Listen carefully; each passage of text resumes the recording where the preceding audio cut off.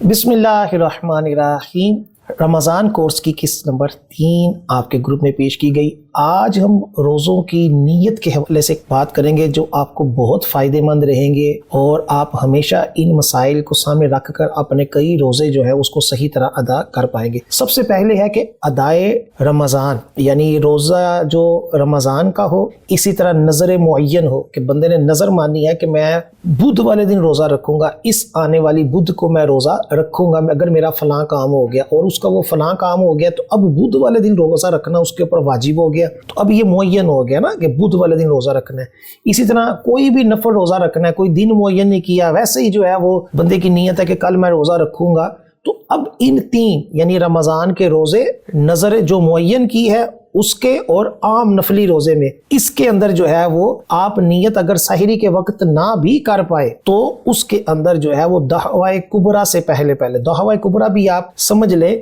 کہ صبح صادق، یعنی جو ہی سحری کا وقت ختم ہوا اس وقت سے لے کر غروب آفتاب تک، اس ٹوٹل ٹائم پیریڈ کا جو نصف ہوگا اس کو دعوی کبریٰ کہتے ہیں۔ یعنی اگر جو سحری کا وقت ختم ہوا ہے وہ 5 بجے ہوا ہے اور اسی طرح جو غروب ہوا ہے وہ بھی 5 بجے ہوا ہے، تو ان دونوں کے درمیان جو وقت بنے گا اس کو دعوی کبریٰ کہتے ہیں۔ اس وقت سے پہلے آپ نفل روزے کی، آپ رمضان کے روزے کی، اسی طرح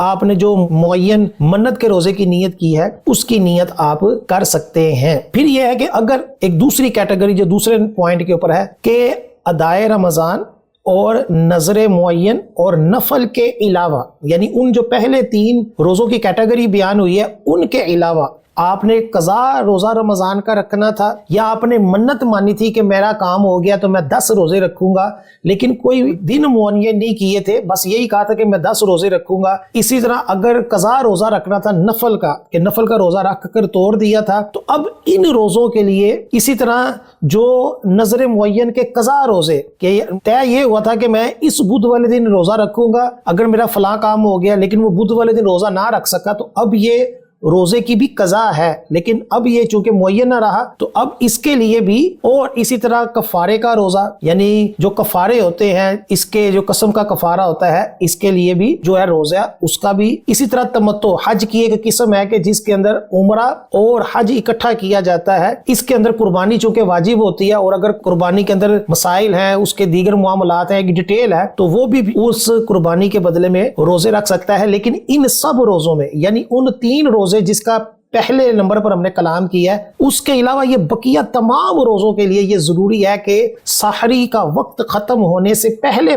وہ روزے کی نیت کرے۔ اب یہ نہیں ہو سکتا کہ وہ سحری کا وقت ختم ہونے کے بعد نیت کرے، ایسا نہیں، بلکہ سحری کا وقت ختم ہونے سے پہلے نیت کرے۔ اب یہ سحری کا وقت ختم ہونے سے پہلے نیت سے مراد یہ ہے کہ رات کو 12 بجے بھی کر لے کہ میں جو ہے نا وہ روزے سے ہوں، میں روزہ رکھوں گا، لیکن اگر یہ نیت ہو کہ میں صبح سحری کے وقت اٹھ کے کھا کر روزہ رکھوں گا، تو پھر یہ نیت نہیں ہوئی، بلکہ یہ نیت کی کہ میں روزے کی نیت کرتا ہوں، بالفرض رات کے 2 بجے ہی اس نے یہ نیت کر لی، اگرچہ بھی سحری کا وقت باقی ہے تو یہ ٹھیک ہے۔ تو اب اس کے اندر جو ہے وہ نیت ضروری ہے۔ اچھا، یہ بھی یاد رکھیں جو سب سے آخری پوائنٹ ہے کہ اگر آپ نے رمضان کے فرض روزے کی، اسی طرح معین منت کی، اسی طرح نفل روزے کی جب